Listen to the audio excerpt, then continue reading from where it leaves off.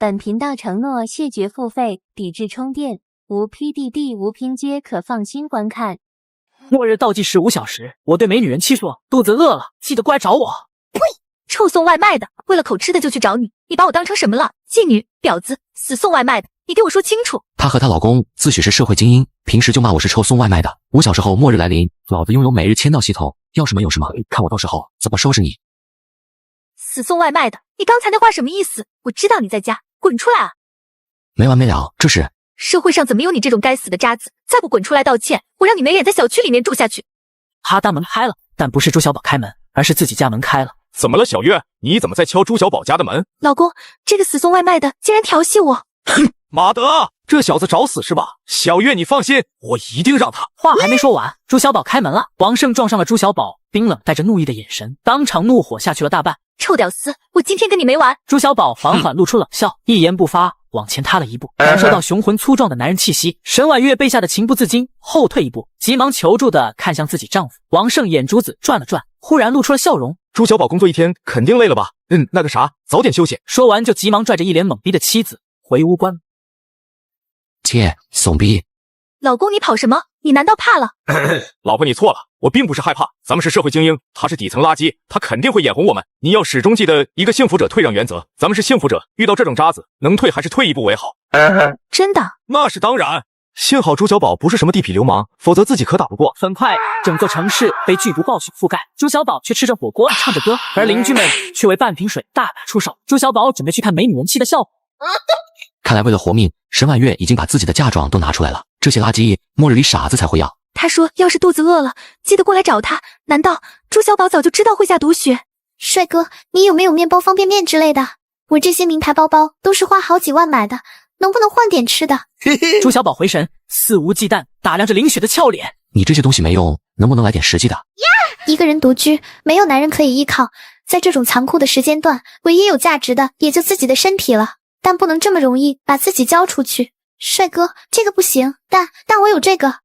林雪掏出一个黑色塑料袋，完全没注意到自己的身份证掉在地上。朱小宝眼尖的发现女人名叫林雪，接过塑料袋一看，当场满头黑线，这里面全是各式各样的丝袜，长筒的、中筒的、连体的、吊带的、渔网的，应有尽有。马卖批，嘴上喊着帅哥，实际上还是把老子当臭屌丝了。帅哥，这都是我穿过没洗的，你滚你妈的！朱小宝将塑料袋丢了回去，又从自己口袋掏出一块面包。我住5栋301，想要吃的就来我家，大家都是成年人，你应该懂我的意思。说完给了他一个眼神，收起面包，转头离开了。林雪苍白的嘴唇都快咬出血了。如果是末世前，这样的臭屌丝我看都不会看一眼，没想到末世一来，臭屌丝居然让自己去陪他。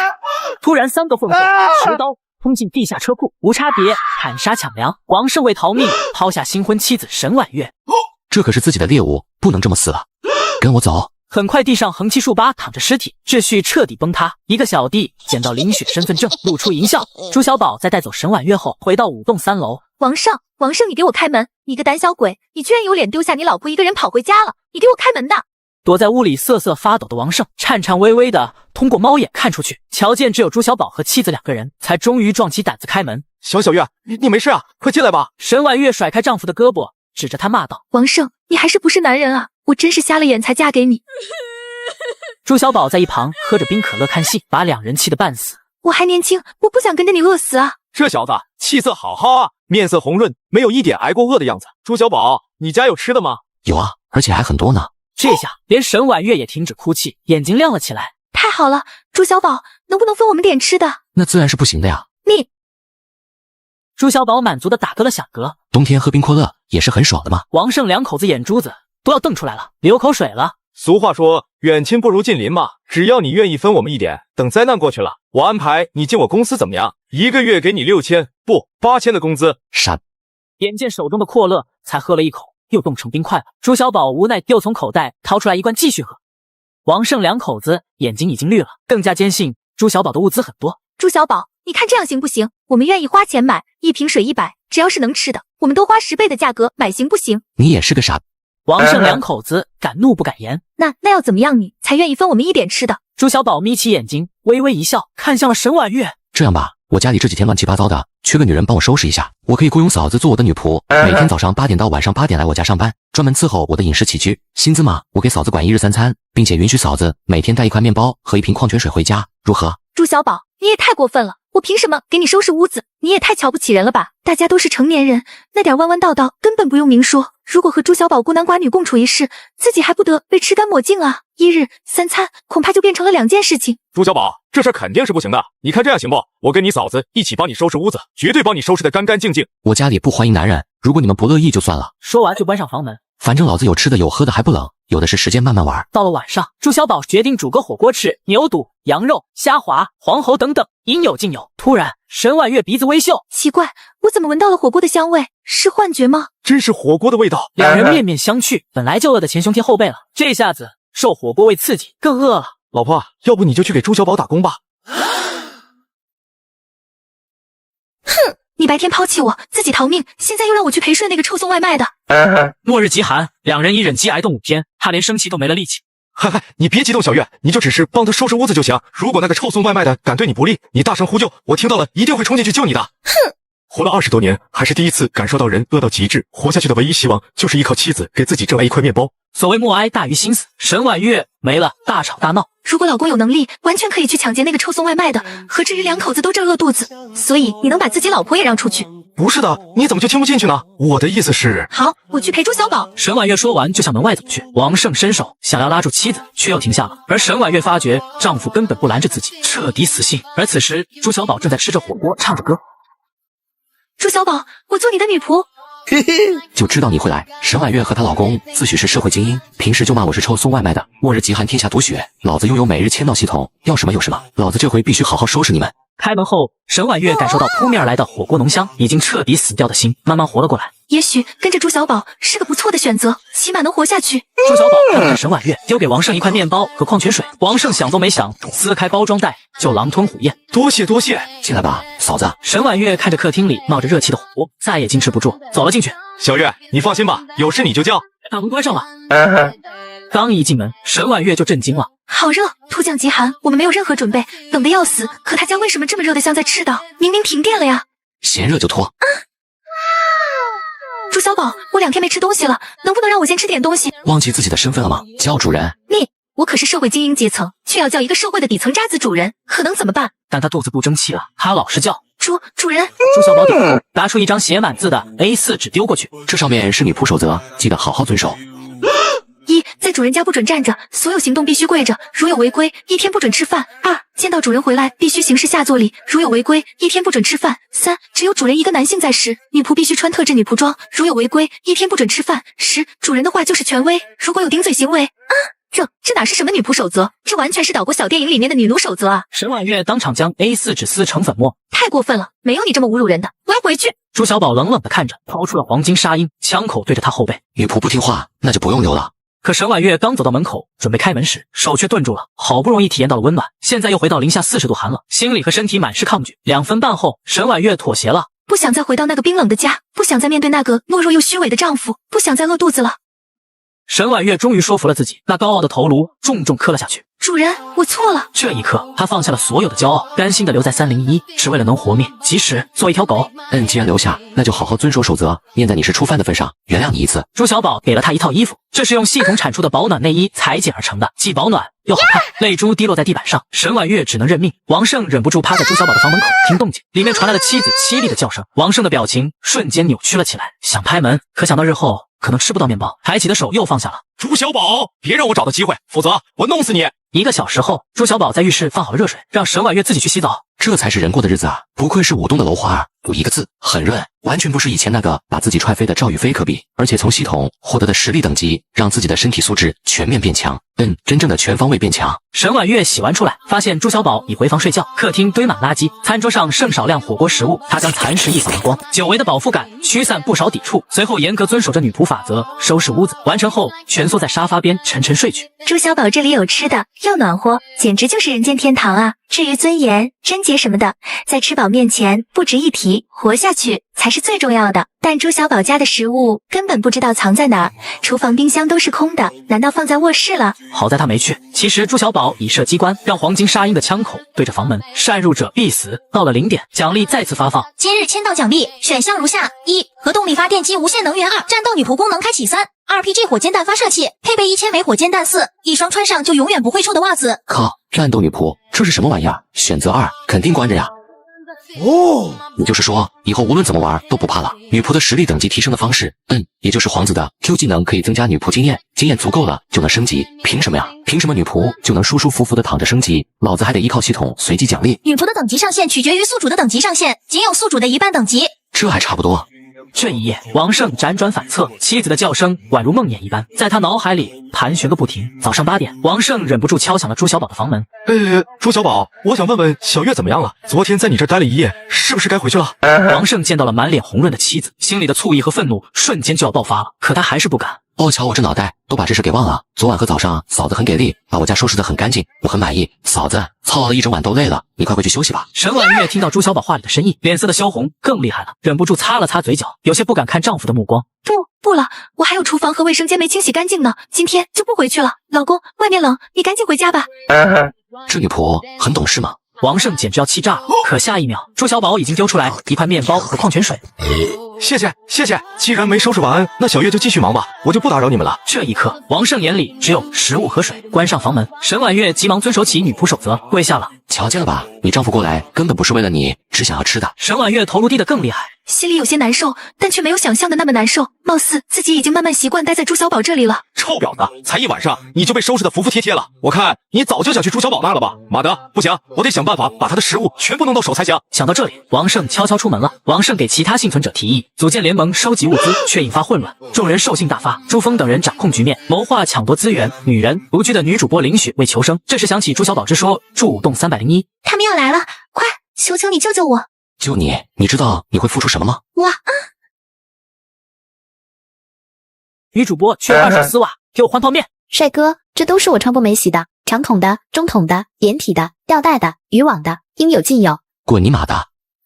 嘴上喊着帅哥，实际上还是把老子当臭屌丝了。我住5栋301，想要吃的就来我家，大家都是成年人，你应该懂我的意思。说完给了他一个眼神，收起面包转头离开了。林雪气坏了，漠视前这样的臭屌丝都不会看一眼，没想到漠视一来，臭屌丝居然让自己去陪他。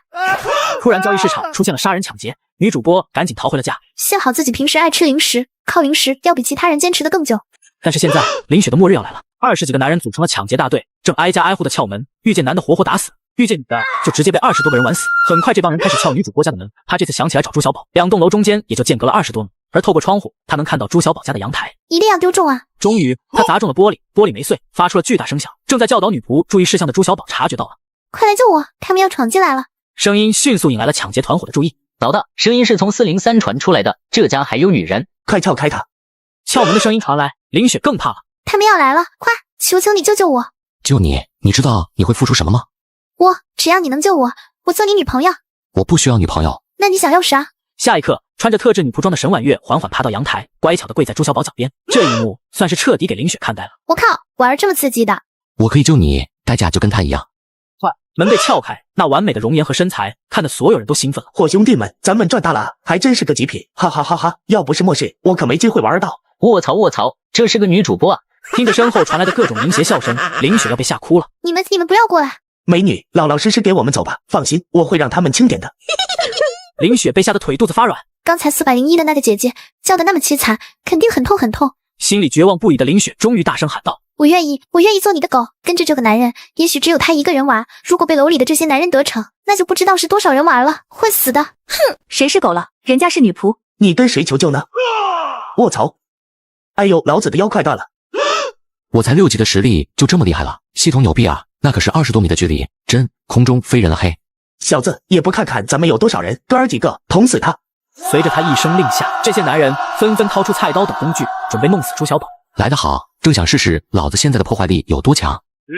这一拳力道极大，当场将他脑袋砸爆，就像是爆炸的西瓜一般。林雪感受到脸上温热的鲜血，两眼一白就晕了过去。朱小宝也是一脸震惊地看着自己拳头，随后捡起对方的菜刀，对着他们冷笑起来。各位快递员来送你们归西哦。好啊，他们瞬间慌乱成一团。朱小宝拎起菜刀开始暴杀，一刀下去，不是胳膊就是腿乱飞。不一会儿，林雪的家就成了人间炼狱。朱小宝回到了403，将林雪拍醒。叫什么叫？吵死了！走吧，跟我回去。林雪看着满屋的尸体，只感觉恶心想吐，腿肚子发软。这次朱小宝打算从地下车库回去，可两人刚来到，就撞见另一个抢劫团伙。哦，我擦，美女啊！今天到处吃瘪，没想到居然在这里碰上了大美女。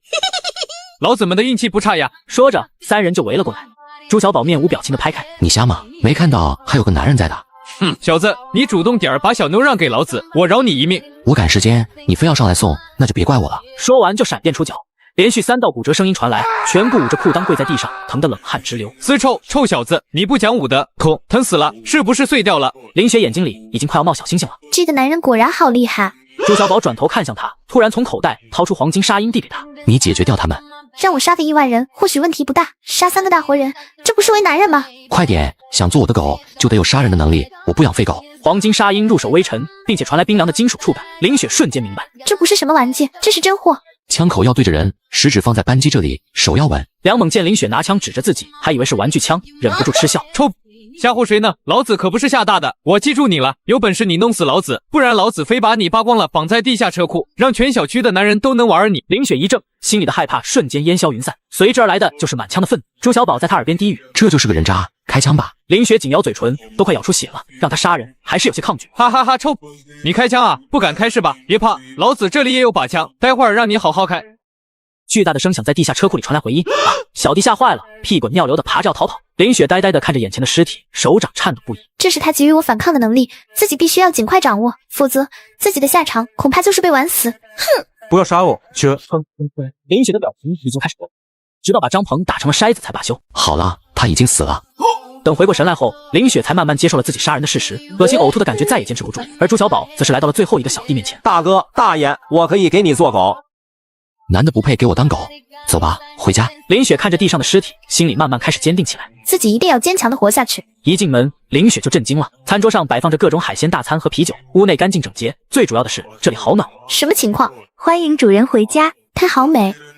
这是新来的女仆，你带她熟悉规则，我不喜欢看你们犯错。好的，主人。好漂亮的女人，身材气质竟然在自己之上。一时间，沈婉月产生了一些危机感，自己必须得趁这个机会立威，不能让她抢夺了主人所有的喜爱。跟我来吧，先带你去浴室洗洗。主人喜欢干净，女仆守则第1条，没有主人的允许，不准站着。林雪被对方的凌厉态度吓了一跳，但却想到了刚才的遭遇以及朱小宝手里的枪。对不起。看来岳女仆进步得很快啊，不愧是社会精英阶层，对新身份的适应很不错，值得嘉奖。浴室内，沈婉月帮林雪洗漱，两女都一言不发。姐姐，这里为什么？不该问的别问，要对主人有敬畏之心，否则死都不知道怎么死的。林雪沉默，沈婉月看着林雪伟岸的身材，心里的危机感愈发强烈，下手也越来越重，差点给林雪疼晕过去。姐姐，你说我们什么时候才能得到救援？这话以后别说了，我们遇见主人就已经是得到救援了，难道你还不清楚？我们这样的女人，如果没有主人的话，会有什么下场？林雪沉默，她自然清楚，半个小时前可是活生生在她眼前上演的。以后你就跟着我好好在这里生活，尊严、贞洁、三观什么的就丢进马桶去吧，只要能活下去，比什么都重要。半个小时后，穿着特制女仆装的林雪跟着沈婉月出来。主人，她洗好了。朱小宝抓起一个奥龙丢在她面前，干得不错，赏你的。谢谢主人。莫使安慰，还有热乎的奥龙可以吃，这简直太棒了。随后，朱小宝皇子的 Q 技能可以增加女仆经验。看来主播也不全是美颜滤镜和高科技人才嘛，还是有真材实料的。就比如纯天然的林雪，很润。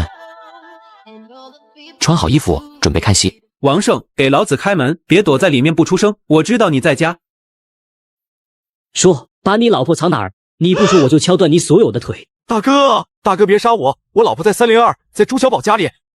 你倒是会玩啊，居然先把老婆送给别人玩。正在这时，心里已经死得透透的沈婉月在朱小宝的示意下开门了，冷冷地盯着王胜。见到老婆出来，王胜立马求救：小月救我！朱峰等人看到朱小宝2个绝美女仆都呆住了，一瞬间仇恨拉满。我去，你个臭送快递的都能拥有2个极品女人，我是舞动的老大，以后你就跟我混吧。当然，这2个女人就归我们大家享用了，你有没有意见？有一点你说错了，她们不是女人。啥意思？她们是女仆。玩的倒是够花的，不过给个痛快话，行不行？你们呢？要不要过去？两女自然同时摇头。既然如此，朱峰忽然举起钢管就朝朱小宝脑袋上砸去，然而一只雪白的小手却突然伸出来，沈婉月忽然冷笑一声，一棍子下去，朱峰的脑袋当场开花，两眼一白就倒了下去。这一幕给所有人吓傻了，谁也没想到一个娇滴滴的弱女子居然能给他们老大开瓢了。如果不是主人以王胜的懦弱，自己恐怕就会成为这群人的玩物，被活生生玩死。既然自己不想死，那就让他们死。卧槽，老子们还能怕了一个女人？哥几个一起上！很快，因为身体素质过人，一时间不分胜负。林雪看得激动不已，娇滴滴说道：“主人，人家也想杀人。”朱小宝把黄金沙鹰递给他，记得不要误伤。接过枪，林雪顿时感觉掌握了真理，举枪就是。这些人瞬间被吓破了胆，一股脑的往门口冲过去。然而林雪堵在门口来一个崩你，整个家苑小区的人都听到了枪响，所有人都紧张了起来。我没听错，肯定是枪声，还是手枪声，配备的是点357马格男子弹。卧槽，你这什么耳朵？这都能听出来？开玩笑，老子是吃鸡王。别出声，听听是哪栋楼传来的？从南边传来的，不确定是哪一栋的。到底是哪个狠人居然还玩枪？这下可就麻烦了，一定要找出来到底谁手里有枪。2分钟后，枪声平息，除了王胜，其他人都死了。两女对视一眼，都有些兴奋和疯狂闪过。一个有枪，一个有力量，能不能？可只是瞥了一眼淡定的朱小宝，身上散发着足以把人压趴下的恐怖气势，所有的小心思都被瞬间按了下去。雪女仆，跟我上楼看看他们收集到的物资。岳女仆，这里交给你了。此时的302夫妻2人对视着，王胜已经被彻底吓尿了。这才1天时间，以前连瓶盖都拧不开的妻子，现在差点把人脑袋给拧下来，反差属实有点太大了吧？小月，你王胜，咱俩夫妻一场，你身为丈夫，一而再再而三的把我往外面送，你还是不是男人？小月，我错了，我真的错了。趁现在朱小宝不在，你再给我偷点吃点好不好？我实在是太饿了。你相信我，只要我吃饱了有劲儿了，以后我一定会好好保护你，绝不会让任何人。当场给丈夫的脑袋开花，打一下根本不满足，沈婉月继续砸，砰砰砰响个不停。刚才我对沈婉月同时动了小心思，不知道主人是否察觉到了。如果察觉到了的话，恐怕自己就麻烦了。事实上，朱小宝自然察觉到了。刚才两女眼中的杀意藏都藏不住了，我甚至还有些期待。你们最好给我找点乐子，否则以后的末世生活是真的太无聊了。很快来到收集到的物资的房间，朱小宝看到了堆在一旁的几箱物资，转头对林雪说道：“都搬回去吧，别浪费了。”你哪来的？居然敢动老子的！朱小宝把枪掏出来，为首的一个男人立马切换笑脸。小兄弟这是干什么？咱们之间无仇无怨的，你看这样行不行？你就给我们兄弟几个一人留1包方便面，其他的你全搬走好不好？朱小宝想了想，默默收起枪。可下一秒，朱小宝突然抄起榔头，抱起砸在他脑袋上。这几个人在朱小宝面前完全没有还手之力，对方连一脚都碰不到，就被分分钟砸爆了脑袋，边砸还边絮絮叨叨。第一，我说是我的，那就都是我的。第二，我不喜欢别人叫我小兄弟，我明明很大的好吧？林雪看的眼睛直冒小星星。主人好强，好猛！幸好刚才没有石乐志，否则自己已经死了。搞定剩下的几人后，朱小宝听到卧室传来动静，打开一看，这里关押着被朱峰他们抢来的20多个女人，全部挤在卧室里，好几天没洗澡，味道臭臭的。他们看见了朱小宝以及朱小宝背后的尸体，眼里都闪过一丝光亮。女人们一跌脑袋冲出来鞭尸，这些女人要么被男人们杀死了丈夫孩子，要么被他们侮辱过，所以个个心里都有气，鞭尸起来毫不手软。朱小宝眼睛仔细地观察着，最终遗憾地叹气：这里没有美女，连个能过80分的都没有，白跑一趟。这些女人们就看到了一旁堆积的物资，情不自禁冲过去。林雪见状拦住他们：这些物资都是主人的，你们不准抢。凭什么是你们的？这些东西都是那些男人从我家抢走的，是我家的。就是你打扮的跟个站街的似的，真是臭不要脸。主人，给我枪，我包死他们！这些人太过分了，主人救了他们还不知足，居然还想抢东西。朱小宝笑了笑：吃东西没问题，每人回答我一个问题，我满意的话就一人分1包方便面和矿泉水。女人们互相对视，朱小宝能一个人干掉那些男人，说明是不好惹的，不能得罪他。那你问吧。很简单，你们有没有认识干净漂亮的女人？每个人给我推荐一个，告诉我名字和住址就行，要求嘛，不能比他差。玩具嘛，一个2个怎么够？自然是越多越好。什么嘛，这就是个色狼啊！有这么漂亮的贱货还不够，还要他们也推荐，这跟夜总会的妈妈桑有什么区别？我知道一个，咱们这栋楼302的沈婉月，她很漂亮。其他女人一听，心里急坏了，让这个老女人捷足先登了。这个不算，沈婉月已经被我拿下了，换一个。啊，我知道一个，她住5栋1704，叫李小燕。卧室20多个女人被杀了老公孩子又被侮辱，我明明救了这群女人，她们却要抢我物资。林雪见状拦住她们：这些物资都是主人的，你们不准抢。凭什么是你们的？这些东西都是那些男人从我家抢走的，是我家的。就是你打扮的跟个站街的似的，真是臭不要脸。主人，给我枪，我包死他们！这些人太过分了，主人救了他们还不知足，居然还想抢东西。想要吃东西没问题，每人回答我一个问题，我满意的话就一人分1包方便面和矿泉水。女人们互相对视，朱小宝能一个人干掉那些男人，说明是不好惹的，不能得罪他。那你问吧。很简单，你们有没有认识干净漂亮的女人？每个人给我推荐一个，告诉我名字和住址就行，要求嘛，不能比他差。玩具嘛，一个2个怎么够？自然是越多越好。什么嘛，这就是个色狼啊！有这么漂亮的贱货还不够，还要他们也推荐，这跟夜总会的妈妈桑有什么区别？我知道一个，咱们这栋楼302的沈婉月，她很漂亮。其他女人一听，心里急坏了，让这个老女人捷足先登了。这个不算，沈婉月已经被我拿下了，换一个。这身边的女人气色红润，说明吃得好睡得好，甚至还被喂饱了，这证明他那里的生活条件很好，活还好，起码物资很足，跟着他吃喝不愁。就眼前的这点物资，就算分到手了，也顶多是多扛个1-2天而已。我知道一个，他住5栋1704，叫李小燕。小燕，你说的不是你自己吗？没错，我说的就是我。妈的，你耍我！这女人飞机场大饼脸，顶天60分，不能再多了。见朱小宝神色不善，李小燕急忙说道：“你别看我现在这样，那是因为我没洗澡没化妆。只要你让我洗个澡化个妆，我就绝不比你屁股下面的妖艳贱货差。你才是妖艳贱货呢！你太丑了，不算。可以算。我跟你说，你以前也就是个送快递的，没吃过细糠我能理解。所以被这个贱货给迷上了，我不怪你。但是我李小燕绝不是他这种整容脸能比的。只要你收了我，我保证给你服侍到位。PUA 我林雪是不是整容脸？我难道摸不出来吗？你以前是做什么的？我是人事主管。怪不得听你说话就一股子不干人事的味儿。哎，好吧，给你个机会，让你先做我的试用女仆，如果表现好的话，就有机会升到正职。试用算了，只要有机会，就有把握把朱小宝迷得神魂颠倒，再把这个妖艳贱货给踹了，这样自己就能独享他的物资了。其他女人见状，纷纷开始自荐。不是吧，大妈，您这年纪都能做我妈了，就别来添乱了。我知道一个夏清幽，她是咱们江城本地人。即使不追星的也知道夏清幽，影视歌3期明星，江城的小骄傲，无数男人的梦中女神。你认识她？知道她住哪儿？我不知道。抬手就是一枪崩了他，脑袋当场炸开，瞬间把其他女人给吓得趴在地下不敢动弹。有了前车之鉴，其他女人开始认真的思考，根本不敢有一点撒谎，提供了有效名字和住址，但都不是本选区的。行了，我困了，回家吧。李小燕一进门就忍不住同款震惊了起来。这狗东西家里好暖和，必须拿下他。这是新来的试用期女仆，你们俩先帮她收拾一下，顺便教教她规矩。朱小宝说完就独自进了卧室，林雪满心不情愿地带他去浴室。真是搞不懂，主人为什么要收这个又老又丑的女人？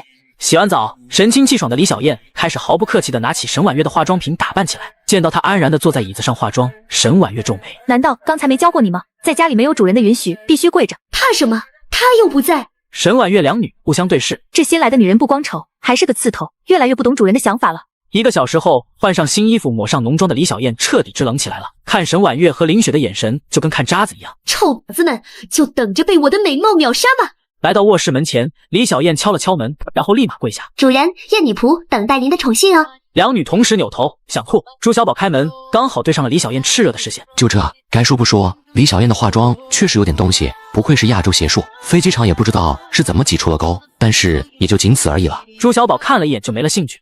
你跟他们一起睡客厅，记得遵守规矩。说完，砰的一声关上房门，差点砸中李小燕的鼻子。沈婉月和林雪忍不住想笑。嚯，这下吃瘪了吧？你可以怀疑主人的智商，但不能怀疑主人的审美。李小燕怔怔地看着眼前的房门，整个人都懵了。他凭什么？老娘可是公司严选的一枝花，所有年轻漂亮的前台妹子，每天上班见到老娘都得说一句燕姐今天好漂亮，连老板都得趁老板娘不在的时候偷偷带她开房。这个死送快递的凭什么这么藐视老娘？李小燕气坏了，很想站起来敲门，再把朱小宝叫出来理论理论，但是想到朱小宝貌似脾气不好，手上还握着真理，她又怂了。行了，别想那些有的没的，好好把家里收拾一下，主人能把你留下来，你就知足吧。林雪劝了一句，跟沈婉月蜷缩在沙发脚边睡去。你们！李小燕看着满屋子食物残渣，气急败坏。一直以来都是老娘职场霸凌别人，今天还被别人霸凌了，真是岂有此理！但能怎么办？她只能老老实实去收拾，在沙发的另一个角落躺下。晚上0点，奖励再次发放，其中的一项便是实力等级加5，不用考虑，当然是选择变强了。现在等级来到11级，朱小宝在床上单指倒立，老子感觉猛得吓人啊！夜晚2点，整个小区静悄悄，李小燕并没有睡着，她翻来覆去也想不通，朱小宝为什么不肯睡我？难道他那方面不行？可另外2个女人一看就被喂饱了，不可能不行啊！思来想去，她从来不觉得是自己的问题。不行，我得赶紧把朱小宝拿下，让他把这2个女人赶出去。就着夜色，李小燕轻轻爬起来，蹑手蹑脚地走向卧室，动作很轻，两女并没有察觉到，但朱小宝却突然听到了动静，忍不住露出冷笑。呵呵，这女人果然会作死。李小燕伸手轻轻拧开了卧室门，下一秒枪响了。李小燕哪里知道朱小宝这么谨慎，当场被爆头，血花溅射了满屋。怎么了？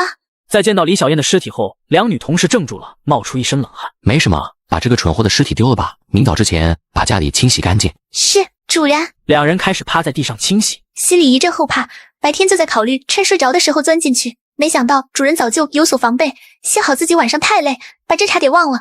他是打算进主人的卧室被杀的。我猜朱小宝这是在警告我们啊，什么意思？晚上的时候，我们俩同时对朱小宝产生了一些不好的心思，朱小宝肯定是察觉到了，但是他没有任何表示，说明他不在意我们会不会背叛他。但是他还是把这个臭女人收进来了，应该就是算准了李小燕会破坏规则，所以他死了。朱小宝的意思大概就是用李小燕来警告我们，可以背叛，可以不守规则，但是同时要做好被他杀掉的准备。林雪被沈婉月的猜测惊得一愣一愣的。就是这个意思，觉得自己实力肯定越来越强，与天斗没什么意思，还是与人斗有意思。我不会背叛主人，我是主人最忠心的女仆。早上朱小宝起床，顺便帮林雪也升到了2级。升级结束后，一个变异瑜伽女正要带人找她，准备收了她的枪。打输了，那就弄死你！敢不敢跟我打一场？可以啊，美女的请求我一向很难拒绝。哼，不准用枪，真下头！跟我一个女人打架还用枪？妙二，她居然还能挑 PK 方式。主人，让我会会他。你才2级，人家3级，你可能会输啊。行吧，输了的话，主人可是有惩罚的哦。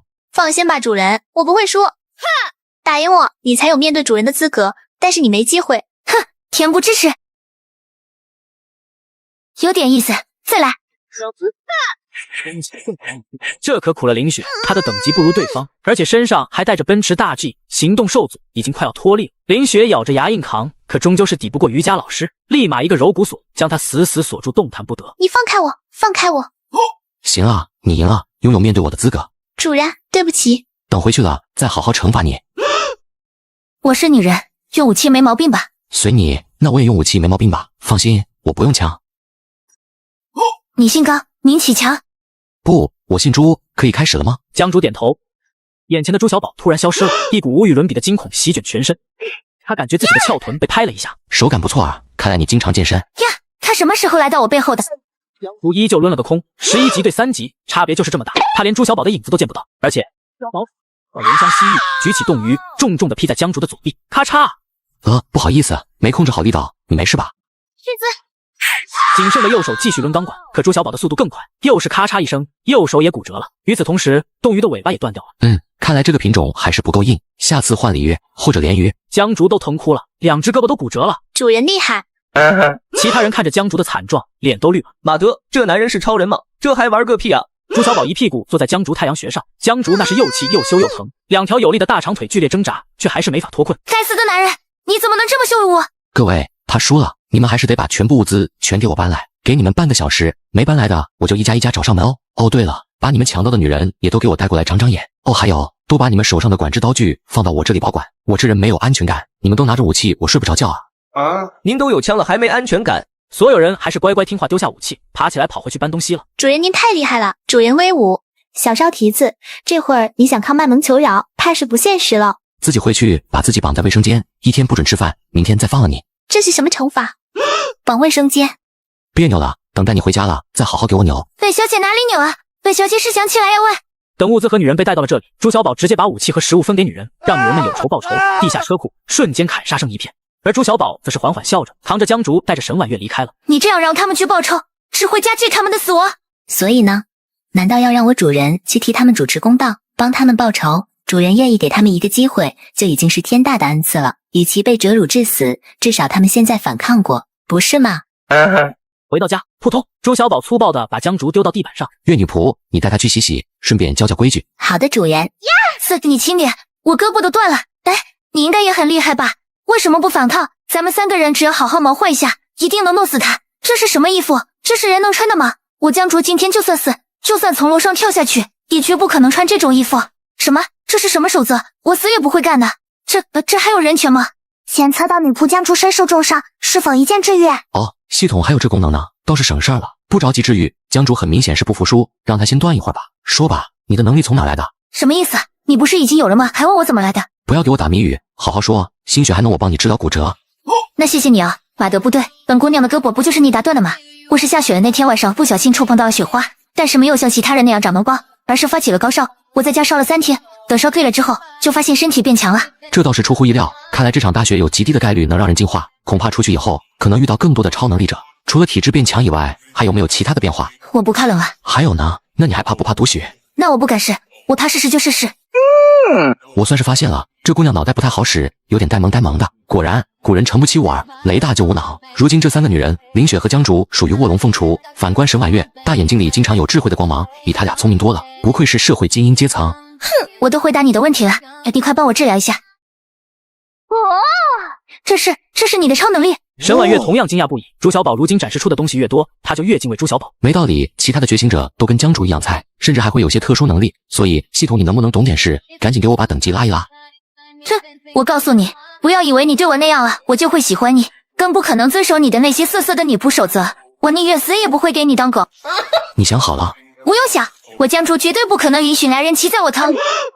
没等他说完，朱小宝已经闪电出手掐住了他脖子，单手举了起来。江竹的脸色瞬间涨红起来，腿开始剧烈挣扎，想用力掰开朱小宝的手，却根本做不到。完了，果然主人不是那种普通的色狼，根本不知道什么叫怜香惜玉。不管你漂不漂亮，只要违反了他的规则，下场就是死啊！咔嚓，骨头的断裂声传来，脖子歪到一旁，彻底断气，将他的尸体丢在地板上，看着江竹的裤子已经湿润。马德，好难闻。检测到女仆江竹死亡，是否一键复活？这他妈也可以，系统你牛逼的有点过分了，那就复活了再杀一遍，复活吧。江竹一睁眼，立马坐了起来，大喘气，情不自禁捂住脖子，整个人都被吓坏了。卧槽，他死了还能复活？说完，再次伸手掐住了他的脖子。刚才那种窒息和死亡的感觉是从未有过的恐怖体验，他感觉自己的灵魂来到了一个无比漆黑的地方，太吓人了。不要杀！咔嚓，他又死了。好玩，再复活。不要，我不走了，我听你的话，我做你的女仆，做你个狗。太可怕了，他不是人，是恶魔。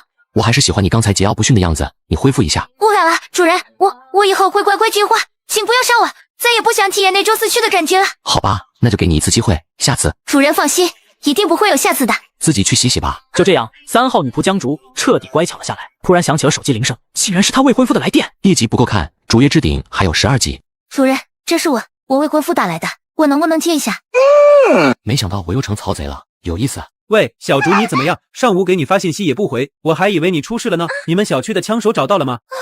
没事的，北辰，枪手找到了，反正我现在很安全，你不用担心。那就好，小竹，你一定要注意安全，我会每天给你联络，等积雪什么时候化了，我就立马派人来接你。好，疼。你怎么了，小竹？我没事，就是上午胳膊摔了一下，擦擦药就好了。小竹，你一定要坚持住，等我把你接过来，以后我绝对不会让你一个人了。好。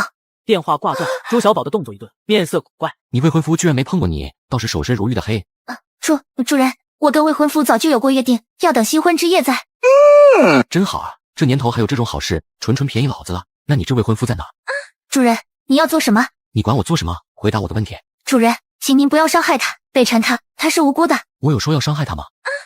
听完江竹的讲述，朱小宝这才惊叹不已。他的未婚夫夏北辰可是江城赫赫有名的大集团掌舵人，妥妥的霸总。朱小宝发现了盲点，听你未婚夫这意思，他居然还能有权力调动人来接你，难道毒血对他没什么影响？北辰的家族是江城夏家，属于很有权势的家族。听北辰说，他家似乎提前准备过了，既提前囤积了大量物资，也配备了不少武装力量，就是为了迎接末世。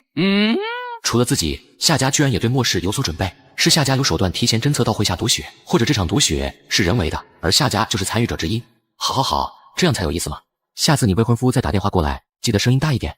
江竹面色顿时惨白了起来。随后为了庆祝新女仆的加入，午饭是非常奢侈的套餐，因为今天也刚好是星期一。林雪闻着香味，一脸的可怜兮兮。对了，貌似这3个女仆都没什么战斗经验，一旦遇上其他的觉醒者，恐怕打不过。即使自己能帮他们练级，但也不能什么事情都要主人亲力亲为不是，所以训练战斗也是很有必要的。想了想，朱小宝从厨房掏出2把菜刀，丢在沈婉月和江竹面前。下午你们俩就去地下车库对砍，好好练一下手脚功夫。以后我不希望再看到雪女仆那种丢人的情况。不是吧，阿 Sir， 开局就拿菜刀对砍？你们在怕什么？就算受伤还是死了，我都能给你们拉回来，放心砍。主人说的好有道理，我竟无言以对。主人，那您怎么不一起？没必要，老子练个屁啊！练不需要一丝技巧，纯数值碾压就够了。来到地下车库，刚开始还是有所收敛，两人砍了半天汉的女仆。如果谁被对方砍死了，在卫生间绑1天。宁愿被砍成8段，也不想被绑起来。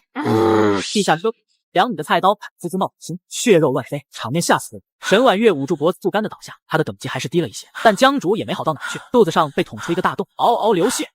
复活，治愈。第1局月女仆输了，现在第2局开始。这种方式虽然残酷，但效果还是很好的，战斗经验快速的增加。这半天来，沈婉月死了173次，江竹死了92次，硬是让2女对死亡感到免疫了。死有什么可怕的？哪有主人可怕？太折磨人了。夜晚12点，朱小宝的新一天奖励到账。今日签到奖励选项如下：一、无限冷兵器；二、医用急救包，包含各类市面医用物品，应有尽有；三、百毒不侵天赋；四、一个无论怎么做都爆好吃的双黄大鸡蛋。我选3。哦，是该作死一下，试试这天赋给不给力。朱小宝伸出大手，一巴掌拍在鸡血上，静静的等待着，一直等了有10来分。朱小宝的笑意收回大手，很好，对自己最大的威胁消失，是该考虑怎么出去了。家苑小区现在一片愁云惨淡，全小区所剩的物资起码有80%被朱小宝让那群女人给霍霍了，剩下的活人日子过得非常艰难。各位，那朱小宝都不让咱们活了，那咱们还怕个什么？不拼命难道真的在这里等着饿死？你说的容易，就朱小宝那家伙表现出来的战斗力，咱们拼命怕是也要送死啊！你们说，朱小宝都这么厉害了，为什么还要闷在小区里面不出去？还不是外面的毒血，他又不能。张轩突然反应过来了，眼睛一亮，看来你们也不算太蠢，咱们派几个人做好防护，提前铲点血，偷偷带着去找朱小宝。只要把血弄到朱小宝身上了，那他就必死无疑。哦，有道理啊，就这么干。我现在就派人去铲血。动静小点，凌晨3点是人睡得最沉的时候，那个时候再行动。凌晨3点，朱小宝和女仆突然被敲门声吵醒，准备干架，大晚上还敢来敲门，那就弄死你们！10几个人顿时鱼贯而入，有几个人立马掏出黑色塑料袋，朝朱小宝丢了过来。林雪抄起手边的七匹狼，啪啪几下，瞬间将塑料袋抠破。可下一秒，他哭了，漫天的雪花散开，三女和朱小宝被雪花扑了一脸。哈哈哈，打中了！哈哈哈，朱小宝，你死定了！主人，我错了。他们俩的惩罚全归你了。加起来要在卫生间关快1年的时间，他是个好人来的呀。朱小宝，想不到吧？你作恶多端，不让小区的其他人活命，现在就让你也好好感受一下死亡的味道。你笑什么？我笑你蠢呗！直到毒发身亡是需要5分钟的，你就这么大大咧咧冲进来，就不怕我5分钟之内把你们全干掉？众人一怔，背后瞬间冒起了冷汗，甚至张轩也是眼睛猛然阴沉了起来。第二，如果我说这血没毒了，你们信不信？什么？朱小宝闪现出手，小雪球砸在张轩脑袋上。张轩手忙脚乱地拍打脸上的积血，眼睛惊恐无比。你慌什么？要不要赌一把？这血会不会把你毒死？对不？别求饶，你只需要跟我赌，你会不会被毒死就行。我赌我不会被毒死。那就拭目以待，女仆们打雪仗喽。好的，主人。妈的，快跑！老子可不想当失毒小白鼠。100多人却被3个弱女子用雪球打得屁滚尿流。检测到女仆中毒，是否一键解毒？童子啊，童子，你有点不懂事了哦。凭什么女仆能一键解毒，老子还得刷出毒素免疫才行？玩双标还是咋的？解毒？看来江竹即使通过毒血获得了能力，也依然不能免疫。张轩被朱小宝拎到地下车库，看着3女打雪仗，忽然他感觉自己的身上有些痒。张轩吓坏了，我中毒了，这怎么可能？不要，我不想死。可过了5分钟，张轩瞪着眼珠子，狰狞着表情死去。30多个男人哀嚎着倒地，很快被零下40度的低温给冻僵。靠，那咱们仨没坏就好，没坏就好，还是那么又白又挺。主人，我们没事吧？你说呢？见到朱小宝这么淡定，沈婉月这才长出一口气。忘了说了，我只是有能力帮你们解毒，可不是让你们能免疫毒素。想要试试自己能不能抗的话，我还是很期待的。主人，我们不是。行了，现在开始躲我背后，我做个实验。只见朱小宝掏出一个恒温炉，在3女惊恐的眼神中，张轩的尸体化冻之后，喉咙里传来低沉的嘶声，身体也开始剧烈扭曲起来。林雪忍不住捂嘴惊呼：毒血中的毒素是丧尸病毒，只是温度太低，所以病毒也被冻住了。可一旦温度回升，丧尸就活过来了，好吗？这简直是让那些期待出太阳的幸存者完全没法活啊！起码拥有2级的速度，接近3级的力量和防御。该说不说，确实强啊。3级的话，起码一个人单挑20-30个不成问题。然而丧尸一醒来就会有这么强的力量，这要普通人咋活？看来自己得尽快帮这几个女仆升级了。万一哪天温度回升，丧尸大爆发，难道指望自己一个人抵御丧尸？真是废腰子。主人，他这是……你们也看到了，毒血里面含有丧尸病毒，一旦遇到高温，他们就会苏醒过来，跟电影里面的一样，得爆头才有用。还是跟在主人身边有安全感啊。那我属于是变异了，只是没变成丧尸。是这个意思。而且我相信，并不是只有你是这样，恐怕外面已经有不少像你这样的拥有特殊能力的觉醒者了。所以加快链接。好的，主人。经过1夜的辛苦，朱小宝也不是没有收获。沈婉月和江竹都被提到了4级，连大吃大喝的林雪都升到了3级，也算是大棒和甜枣都有了。就在此时，江竹的手机适时响起。1级不够看，主页置顶还有12级。小竹，你再坚持一下，我很快就派人来接你。好，没事不急。小竹，你还在睡觉吗？怎么听起来很累的样子？我好困，昨晚有人暴乱，我是为了我花了好长时间去镇压他。那你怎么样？有没有被他欺负？压住了吗？没压住，他太厉害了。不过我没事，你放心吧。那就好，小竹，我好想你，咱们开个视频吧。听到要开视频，江竹立马坐了起来。坏了，现在这样子，要是被夏北辰看到，他不得发疯？可是我还想睡呢，要不下次再开？好吧，小竹，你好好休息，等你什么时候有时间了，咱们再开。你只需要记得，我很爱你，爱你。我也爱你。就这样，挂了。挂断电话，江竹对着手机怔发呆。自己是从什么时候改变的？明明被朱小宝抓来一周一天时间，难道自己真是那种下贱的女人？北辰，你又在跟那个舞蹈老师联络？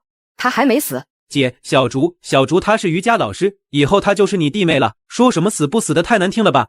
哼，有什么区别吗？即使现在全球死了不少人，也不是什么臭鱼烂虾都能嫁进我们夏家的。不想惹父亲生气的话，你还是死了这条心吧。姐，小竹她其实已经觉醒为异能，现在可是一栋楼的楼王呢。哦，倒是运气不错，但以他的卑贱身份，就算获得异能，实力也不会强到哪去吧？没有血清，他一辈子也就比普通人强一点点，仍然是蝼蚁废物。哦，姐，只要我把小竹娶回来，咱们家就能供给他了。哼，你想的倒是挺美，这是不可能的事，这件事就不要再提了，否则你也没有注射血清的资格。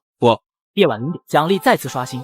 靠，终于等来了，我选一。系统空间里，一辆堪比大型装甲车暗金色房车出现，长20米，宽10米，高8米，造型很像坦克，依靠履带行进，自带破冰锥和内部恒温。房车内部配备了大型房车应有的功能，并且外表防御力强横，可以阻挡 RPG 火箭弹的全方位轰炸。妥妥的末世游山玩水必备神器啊！有了它，自己就能出去拯救那些嗷嗷待哺的美少女了。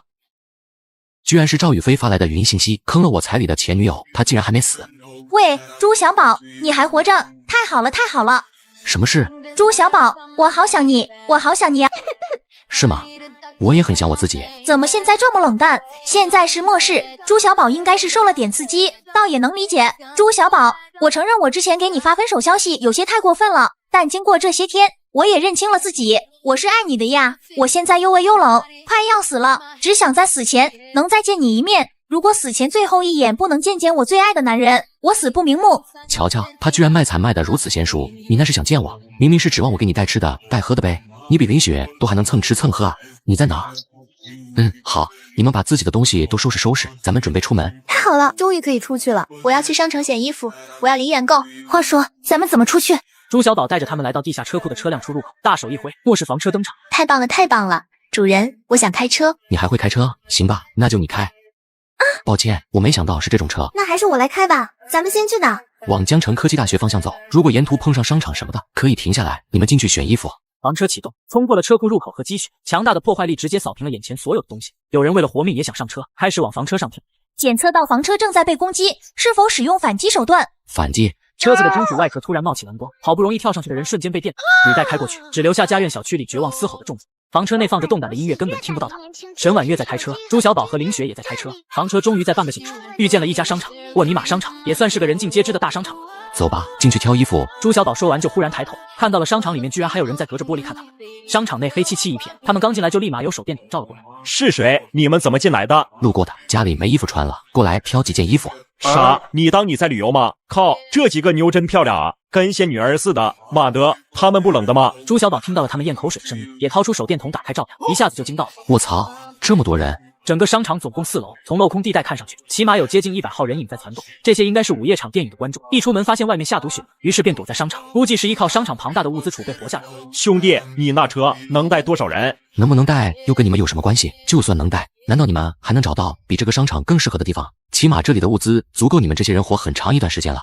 这时人群自动散开，络腮胡壮汉见到一个女人后，立马切换笑脸。郎小姐，您来了。有点意思啊，这商场里面显得格外的和谐。如此漂亮的女人居然没被拿下，他们似乎都有些敬畏这个女人。你好，我是江城富安区的安全员梁芷涵，现在你的车辆被征用了。梁小姐是吧？你能给宝哥敬礼，哥很高兴，但你说的话和说话语气，哥很不喜欢。今时不同往日，自己此举无异于抢劫，抱歉，是我表述有误，敢问您怎么称呼？朱小宝。朱先生，能否这边请，咱们聊聊？行吧。朱小宝让三女自己去随便逛，反正他们仨现在都4级，根本不用担心。络腮胡眯起眼睛，跟身边的几人对视一眼，各自跟了上去。梁芷涵带着朱小宝往4楼走，忍不住说道：朱先生，这几位是您的？哦，家里的女仆。谁家舍得用这么漂亮的女仆？大概是那种不正经的女仆吧。那个朱先生最好还是劝告他们一下，不要乱跑，这里并不太平。没事，他们都是成年人，不用天天盯着。梁芷涵到伟岸的身材，起码也是 C 级强者了。评分的话，大概在83、84的样子。长这么漂亮，居然没有被商场里面的这些男人下手。不过在看到他枪套后，朱小宝了然，原来是真理在手呀！原来末世那天晚上，他在暗自追踪一个犯罪分子，这人躲进了商场，他就跟着进来，结果罪犯也被大雪毒死，而他却幸运的差一脚就冲出商场，算是险之又险的保住了一条小命。朱先生，之所以征用您的车辆，是希望咱们能救下更多人，把那些被关在小区里的幸存者接到商场里面来，依靠这里丰厚的物资，让他们拥有活下去的机会。居然遇上个圣物，你要怎么救？或者我问你，你能救多少？全江城现在起码还有近100万人活着，你觉得依靠你的力量，一天能救多少人？100个。再说了，就算我把车借给你，你把他们全救到商场来，或者把商场里面的物资带出去，那原本待在商场的这些人，他们不乐意怎么办？我知道，但是我身为有关部门人员，有职责拯救公众的生命安全。我知道我的力量有限，但这不是还有朱先生你帮忙吗？我算过了，这附近有……打住！我什么时候说我要帮忙了？你想救人，那是你的职责，跟我无关。车我不可能给你，人你想怎么救那是你的事，我就是个路过的，别拉上我。朱先生，您怎么能这么无情呢？咱们都是幸存者，别道德绑架我，我没有道德。三女此时逛得不亦乐乎，一家内衣店，林雪兴冲冲地挑选着内衣，她选择的全都是那种让人鼻血喷涌的类型。咦，这丝袜材质好差，主人肯定喜欢。哇哦，这个穿起来肯定很刺激，待会儿回房车就换上。在内衣店外，络腮胡带着2个男人正在偷偷盯着他。靠，小哥，我都快要憋爆了。都说了别急，听我的，等信号就是，除了这3个新来的女人，这商场里面所有的女的全都是咱们的。林雪耳朵微动，她听到了外面3人的谈话，却根本不带怕的，依旧自顾自挑选着内衣。朱小宝见2指涵想气又不敢气的样子，有些想笑。正在这时，一个社会小太妹走了进来。嘿嘿，芷涵姐姐，你们在聊什么呢？咱们能出去了吗？静静，你怎么来了？这里物资相当充足，我建议你们还是别出去了，就待在这里等待救援。我在跟这位先生商量，想借他的车把附近被困的人接过来。这里的人已经够多了，还把别人接过来干嘛呀？但想到自己的任务，又露出甜美的笑容，跑过来抱着2指涵，看向朱小宝。哎，帅哥，你那车可真帅呀！你从哪里搞来的？里面能装多少人啊？哦，我是修车的，被困在修车厂闲得无聊就改装了。朱小宝撒起谎来丝毫不带脸红的，同时微不可察地瞥了眼对方那只不安分的小手。芷涵姐姐，要我说，咱们现在被困的人已经够多了，你就别再拉人进来了呗。静静，咱们能困在商场活下来就已经是天大的运气了，外面不知道还有多少人挨饿受冻，咱们同为幸存者，绝对不能见死不救的。而且话还没说完，突然感觉腰间一松，急忙低头看去，枪没了。星姐，快把枪还我！要做老大，这现在快把枪还我，我可以做主，不追究这件事。你还真是傻逼啊，还坐牢！当姑奶奶我吓大的呢，现在就你一个安全员，杀了你谁来抓我？我怕个屁！是你男友陈彪的计划，你们到底想做什么？两人相差了快20岁，陈彪都能当他爹了。等会儿你就知道了。现在你们俩给我出去，老实点，小心我真的开枪哦！哼，我倒要看看你们到底要做什么。众人居然全都无动于衷，反而一个个露出了狞笑和快意。这是为什么？明明要不是自己，他们肯定会产生内乱，死更多人。老公，我搞定了。哥儿几个，上，把这3个女的给我拿下。你们要干嘛？干什么？当然是干你喽！哼！卧槽，这女的这么能打！大叔，你这么早就给我拜年呀？我可没有红包给你啊！彪落荒而逃来，什么情况？这几个女人怎么这么能打？立马跑过来抢过静静手里的枪，指着朱小宝：“小子，你那几个女人怎么回事？”第一，我不喜欢别人喊我小，我还是喜欢当大哥。第二，她们不是我的女人，这中间是有差别的。第三，你确定要拿枪指着我？你装你妈呢装！赶紧让那几个女人过来，不然老子崩了你！陈彪，你到底要做什么？你这是在犯罪，你知道吗？犯罪！梁小姐啊，梁小姐，我是该笑你正义感爆棚呢，还是该笑你蠢呢？都他妈漠视了，你知道吗？外面每天要死多少人，你知道吗？老子的话就是律法，老子的话就是天理，谁不服？陈彪，听我一句劝，现在把枪还我还来得及。难道你想站在所有人的对立面吗？梁警官，不是我站在所有人的对立面，是你站在所有人的对立面呀！各位，刚才梁警官可是说了，他打算开车出去，把附近的幸存者都救到咱们商场来。这话一出，立马群情激愤了起来。还拉人？这商场里面的物资越来越少，要不了多久就不够咱们吃了，拉人干嘛呀？嗨，现在他可没枪了，他说了不算，以后是咱们说了算。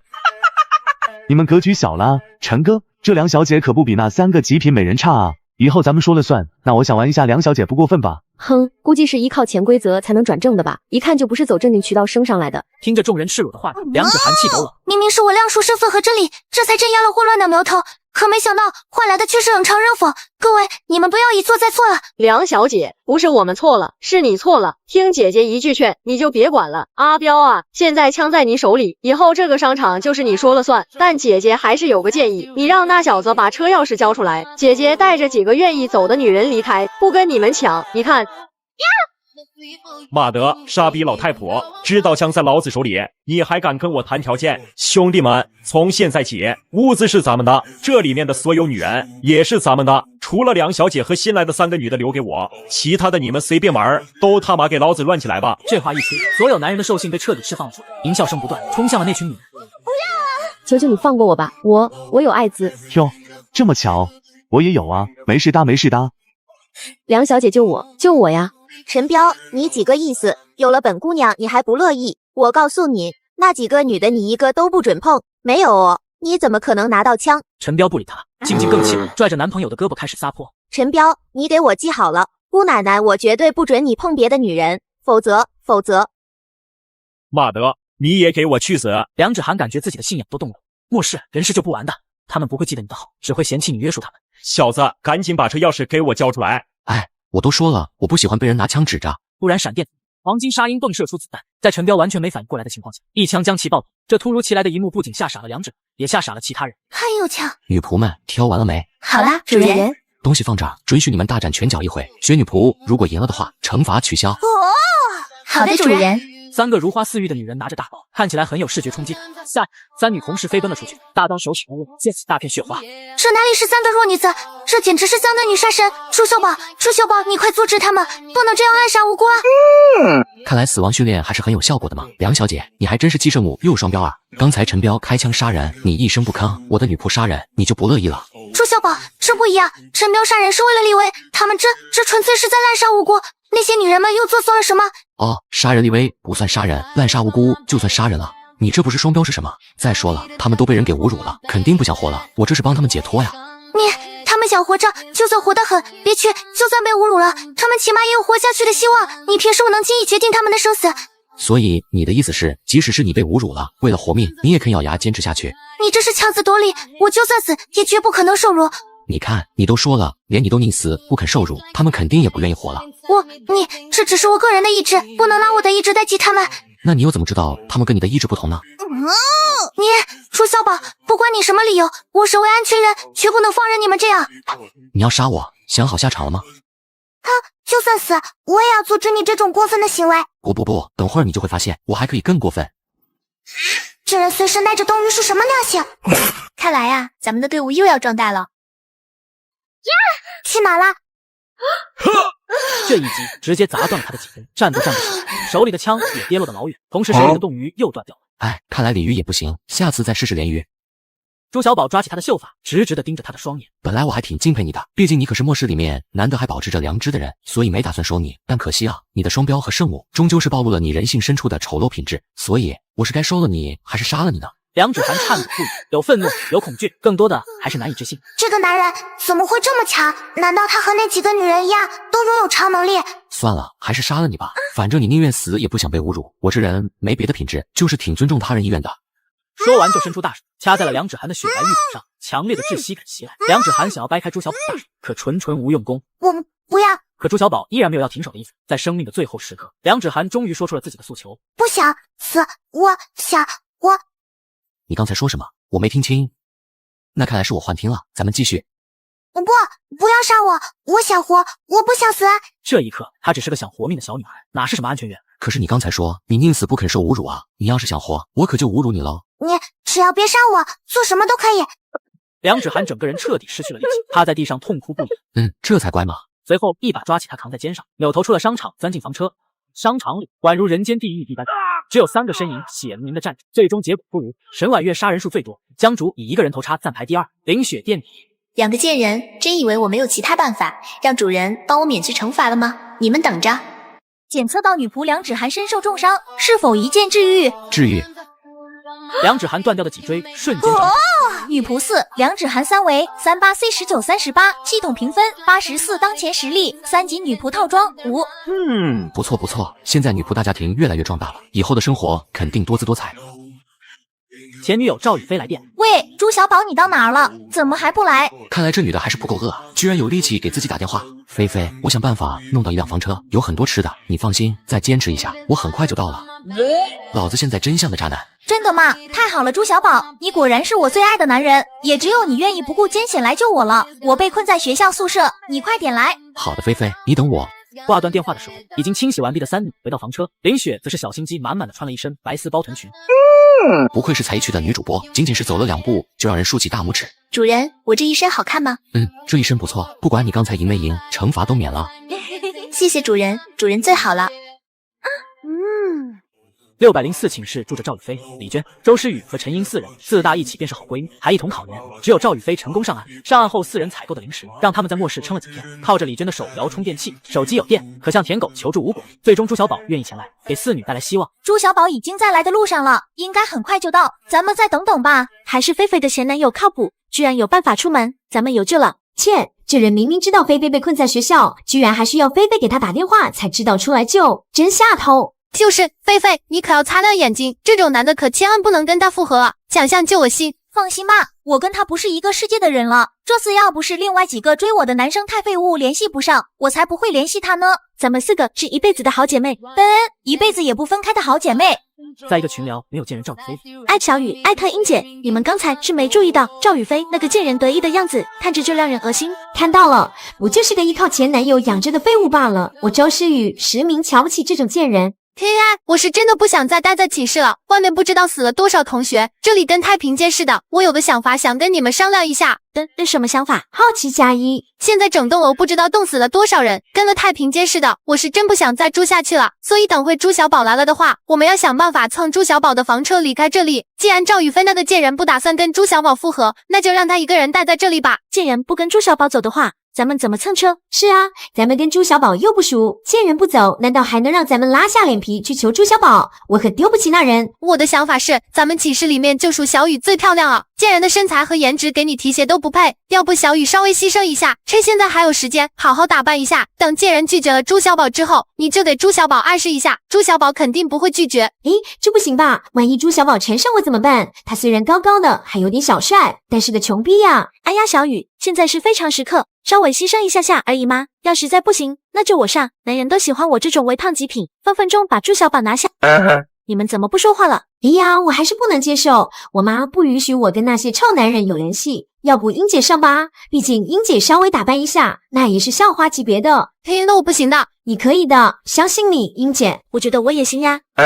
那好吧，我就牺牲一下。但是你们放心，只要我拿下朱小宝，一定会带着你们俩一起走，不带贱人，我们仨才是一辈子的好姐妹。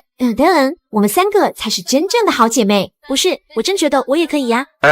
而在另一个群聊，没有肥猪李娟里，要不是死肥猪李娟那么能吃，咱们的零食起码还能撑个2天，搞得本姑娘还得找朱小宝那个屌丝，真是烦死了。就是胖的跟头猪一样，还有脸给自己起名叫什么微胖少女，真是笑死人了。每天看着她的猪脸，我都恶心。幸好菲菲的前男友给力，不然咱们姐妹仨要被肥猪给饿死。呵呵，等会儿朱小宝来了，说什么也不能把这头肥猪带上，不然再多吃的也不够他浪费的。负1加1。行驶的房车里，梁芷涵忍不住捂嘴惊呼，杏目圆瞪地看着沈婉月。你是说你是通过跟他那个啥获得了超能力？小点声，别打扰了主人。我们几个除了江竹，都是通过主人获得了超能力。如果你想在末世好好生存下去，就乖乖的听主人的话就是了。江竹被吓了一跳，立马掏出手机，美眸瞬间复杂了起来。是未婚夫夏北辰来电，刚要挂断的时候，朱小宝的声音突然传了过来：“姐，好的，主人。小竹，你今天怎么样？方便开视频吗？你那边什么声音？小竹，你今天怎么样？方便开视频？你那边什么声音？”夏北辰还想跟未婚妻开视频，突然听到江竹那边传来了女人的叫声，一下子慌了。坏了，我的小竹被人拿下了！一股难言的怒火瞬间充斥全身。没事的，北辰，我太想你了，所以在看小电影。林雪却好像是故意跟他对着干，分贝又拔高了不少。听到未婚妻的声音跟女人的叫声重叠，说明妻子没有被拿下。夏北辰这才长出了一口气，还好，自己没有被戴绿帽子。未婚妻居然在看那种东西，哎呦，没想到小竹你私底下居然还有这种爱好呀！明明你都不让我碰的，要不跟老公开个视频，老公让你见见真货。不然我们约定好要在新婚之夜才能那个的，你不能对我耍流氓。好的好的，那就听你的小竹。我知道你现在过得很苦，但是你放心，我们家弄到了变异血清，有概率能帮人觉醒异能，晚上就要注射了。你放心，我一定会成功的。等我成功之后，就亲自来见你。朱小宝听到后，当场示意林雪安静点，并给了江竹一个眼神，让他套话。血清能帮人觉醒异能，这倒是有点意思。血清从哪里来的？这可涉及到一个很神秘的组织，我了解的也不多，家里也就我爸和我姐跟他们有联络。而且我听我姐说，血清帮人觉醒异能的概率并不高，有很大概率会死的，毕竟是从毒血里面提取出来的东西。但是你放心，我可是夏北辰，为了你，我一定会成功觉醒的。北辰，不要注视那个东西，太危险了。放心吧，小竹，我不会有事的。我相信我对你的爱意能战胜一切困难和阻碍。朱小宝鸡皮疙瘩掉了一地，霸总居然玩肉麻的。好了，我姐好像过来了，咱们先不聊了，小竹你就等我的消息吧。夏北辰急忙挂断了电话，江竹握着手机不知所措，想抬头让朱小宝开车转道去夏家，好阻止夏北辰，可他完全不知道自己该怎么面对未婚夫。明明答应好第一次要在新婚之夜交给他的，可却因为突如其来的漠视，让自己被朱小宝玩了个遍。北辰，我对不起你。梁芷涵美眸深深打量着江竹，小脑袋瓜里不知道在想个什么。又是半个小时后，房车终于远远看到了江城科技大学。主人，为什么这是咱们旅游的第一站呀？因为我初恋还活着，他在这里等我呢。初恋，怪不得朱小宝面对4个角色，眼里只有欲望，却没有一点感情。而且如今又突然多了个女主人服侍，自己几人以后的日子，怕是非常难过了。那主人，您是打算把她接回来吗？接回来，我会把她送走的。以前我属于是恋爱脑，对赵雨霏的一些离谱行为都予以包容。现在觉醒之后，回头看的话，自己属实是个大冤种，赵雨霏也是个极品大傻逼。主人您放心，我一定把自己打扮得漂漂亮亮的，让您的前女友后悔的不要不要的。您说我是穿黑丝还是白丝还是渔网袜啊？待会儿你们几个就留在旁边的酒店里等着，我让你们出场，你们再出场。那个，我这里有专业隐形摄像头，以前用来抓证据用的，可以连接我的手机，要不？该说不说，八卦是每个女人的天性。虽然她仍然抗拒朱小宝，但并不妨碍她想吃瓜。林雪立马拿过来别在朱小宝的衣服上。主人，您就带着摄像头嘛，等您回来了，我可以呸了。既然你们想看，那主人我就满足你们一次。走吧，咱们进去找个干净的房间待着，等主人的命令。沈婉月、林雪率先进入酒店，梁芷涵和江竹没动。等他们消失了身影后，香竹小姐，我看得出来你不愿意待在朱小宝身边，如今我们有机会逃离他，但是需要咱们俩联手才有机会。这座酒店我知道是江城有名的5星级酒店，各项设施非常完善，里面应该有幸存者，咱俩可以联合幸存者把那2个女人控制住，等朱小宝回来的时候跟他谈判，让他交出房车，这样咱们就有逃跑的机会了。你看，毕竟朱小宝比死亡都是一种奢望，更何况逃跑了，不然朱小宝怎么放心就这么把女仆们丢在这里？什么意思？他到底拥有什么能力，让你们这么怕他？江竹只能深深叹了口气，进了酒店，只留下满头雾水的女安全员梁芷涵。眼见江竹都放弃，梁芷涵也只能紧锁眉头跟了进去。她一个人可没办法逃跑。4女径直来到最顶楼，这里有最豪华的总统套房。一个中年男人小心翼翼地露出脑袋，在看到如花似玉的4个大美女时，当场就愣住。鄙人不才，正是大盛集团的董事长，在这江城也算是响当当的人物。几位美女放心，只要住在我这里，我就一定会保护你们的安全。大叔你误会了哟，我的意思是你出去，我们留在这里。美女你什么意思？字面意思啊，你怎么还不滚？怎么着，老子好心收留你们，给你们脸了是咋的？梁芷涵瞬间意识到危险，立马拉住暴怒的王大胜。王总，你也是有头有脸的人物，就不要跟这几个女人计较了，反正这里房间很多，您再找一个行不行？哼，臭婊子，老子当年一把西瓜刀从西街砍到了东街，真当老子这么大的企业是正经赚来的？马勒戈壁，来人，把这4个女的都给老子拿下，等老子享用完了，再给你们好好爽一下。说话间立马冲出来4个壮汉，他们都是王大胜的贴身保镖，对王大胜忠心耿耿。卧室里面简直就是小型的艾薇现场，4、5个女人一脸生无可恋的躺在地上，身上脏兮兮的不着寸缕，被冻得直哆嗦。刚才被你们2个臭婊子给抢了人头，本小姐现在心里还不爽呢。这几个人都留给我，我来跟他们娃娃。别弄太多血，就这一间房还算能待了。好吧。小娘皮，你一个人怕是扛不住我们哥4个，刚好你们也有4人，不如……哼，恶心！林雪身影瞬间消失在原地，还没等他们反应过来，林雪就已经闪电出脚，啪啪啪啪，连续4声鸡蛋破碎的声音传来。4个保镖当场一怔，一股难以言喻、无与伦比剧痛瞬间席卷全身。王大胜看得只感觉不当眼。哼，要不是不想把房间弄得太脏，早把你们脑袋打爆了。林雪准备拎着2个保镖就丢下去，忽然梁芷涵掏出枪指着他暴喝：林雪，你快把人放下，不要再滥杀无辜了！你什么意思？趁主人不在就敢对我动手了？我不想伤害你，我知道你也是被朱小宝给逼的，我看得出来，你本质上并不是个嗜杀的人，不要一错再错了。趁现在有机会，我们好好密谋一下，想办法摆脱朱小宝的掌控，以后我们的人生就由自己做主，不行吗？林雪的怒火瞬间熄灭了大半，缓缓低下脑袋，抿着嘴唇，一言不发。眼看林雪有所动摇，梁芷涵眼里闪过希望的光芒，可下一秒，林雪眼里带着狠辣的目光，直接将保镖从窗户丢出去。你用我想起了自己被关在卫生间的日子，死算什么？朱小宝有的是让我们生不如死的手段，我们一辈子都不可能逃离主人的，一辈子都不可能。说到底就是力量，朱小宝有力量，所以只能跟着他。行了，梁小姐还是把枪放下吧，以后不要再试图说这些话了。教主，难道你还要浑浑噩噩下去吗？你是有未婚夫的人，你难道就不能为了自己的幸福争取一下吗？江竹瞬间怔住，内心陷入了剧烈的挣扎当中。局势的突变让王大圣大喜过望，趁他们不注意，王大圣立马掏出了真理。妈的，老子今天就把你们全杀了！王大圣逆从心中起，一枪崩向最近的梁芷涵。梁芷涵完全毫无所觉，只感觉胸口一痛，呆呆的低头看下去，发现一个硕大的血洞。我为什么自己明明一直在救他，他为什么要杀我？